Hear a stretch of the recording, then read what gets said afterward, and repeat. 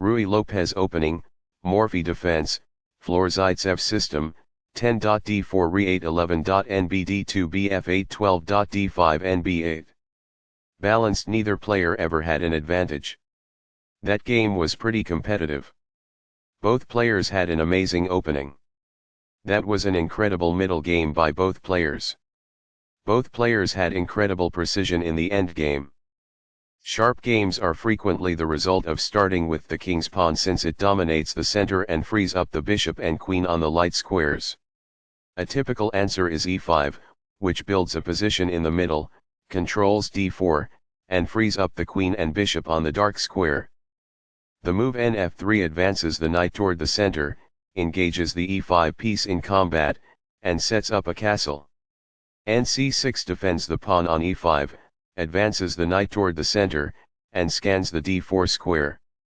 The Ruy Lopez opening develops the bishop to immediately attack the knight on c6, the lone defender of the e5 pawn. a6 forces the bishop to decide, exchange or retreat. ba4 safely retreats the bishop while keeping pressure on the knight. nf6 attacks the undefended e4 pawn and develops the knight at the same time. Castling gets the king out of the center and prepares to develop the rook to e1. b7 develops the dark squared bishop and prepares to castle. 1 rupee centralizes the rook and protects the e4 pawn. b5 gains space on the queen side and forces the bishop to the b3 square.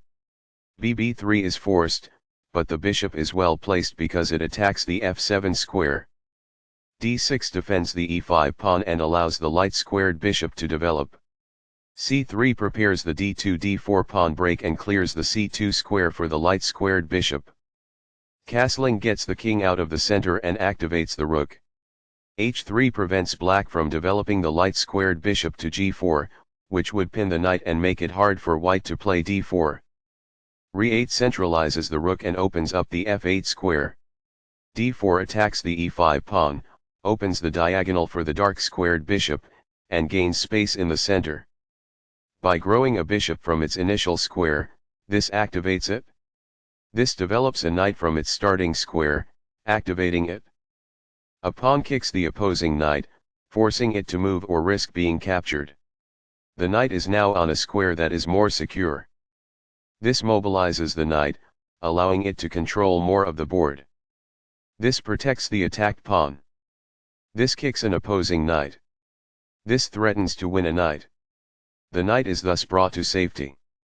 This is an equal trade. Backs off. This develops a bishop off its starting square, getting it into the action. It is the last book move. This strikes the opponent's bishop. That's good. It is a fair deal after all captures. That's good. Backs off. It is quite good. This offers to exchange pieces of equal value. This is the only good move. It is a great move. This is not the right idea. It is an inaccuracy. This is an equal trade. It is best. Recaptures. It is ideal. This misses an opportunity to connect rooks. It is an inaccuracy. It is a fair deal after all captures. It is quite good. Backs off. It is ideal. This reveals an assault and puts a pawn in danger. It is ideal. The pawn is now passed because it can no longer be opposed as it attempts to promote by other pieces. That's good. This move puts the bishop on a safer square. It is best. This blows the chance to defend against an assault on a helpless pawn. It is incorrect. This loses a chance to imply that winning a pawn is possible. This gives the adversary the opportunity to promote a passed pawn. It is incorrect. This pushes a passed pawn. It is best. By moving a rook from its starting square, this activates it. That's good. The best choice is this one. It is ideal. This misses an opportunity to win a pawn. This permits the opponent to create a passed pawn. It is an inaccuracy. This turns the pawn into a passed pawn, which means no other pawn may oppose it as it advances. It is ideal. What I would have advised is that it is ideal. This threatens to take an outpost with a bishop. This permits the opponent to fork pieces. It is a mistake. This wins a tempo by threatening a bishop and forcing it to move away. This threatens to win a knight. It is excellent. The bishop is now adequately defended. This is the only move that works. This threatens to take an outpost with a bishop. It is a great move. That was a free pawn. This threatens to win a pawn. It is best. This strikes the rival queen. That's good. This move puts the queen on a safer square.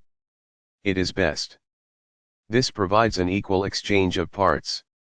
It is quite good. This keeps the material balance in check with good commerce.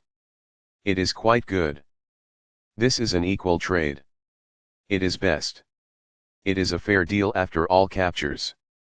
It is ideal. Recaptures. It is ideal. That pawn was available for free. It is quite good. This offers to exchange pieces of equal value. It is excellent. This keeps the material balance in check with good commerce. It is quite good. Backs off. White is equal at this point in the endgame. It is ideal. A very strong play. It is excellent. In the endgame, an active king is essential, and removing it from the rear rank is the first step. It is ideal.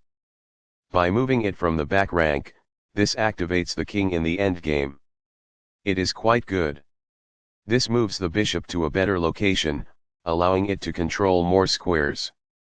It is excellent. Very precise. It is best. Perfectly on point. It is ideal. This provides an equal exchange of parts. It is ideal. This is an equal trade. It is best. Balanced. Neither player ever had an advantage. That game was pretty competitive. Both players had an amazing opening. That was an incredible middle game by both players. Both players had incredible precision in the endgame. Recaptures. It is best. Balanced. Neither player ever had an advantage. That game was pretty competitive. Both players had an amazing opening. That was an incredible middle game by both players. Both players had incredible precision in the endgame.